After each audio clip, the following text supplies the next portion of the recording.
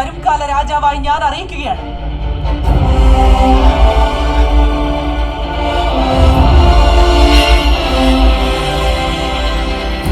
ശിവഗാമി, എന്ത് തീരുമാനമാണിത്?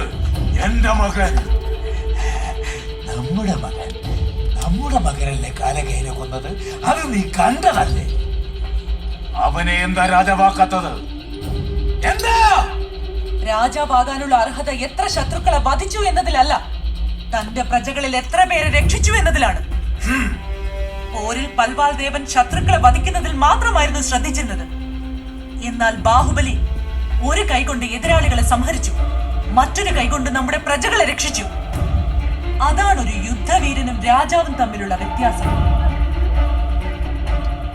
100 പേരെ കൊല്ലുന്നവൻ വീരൻ തന്നെ.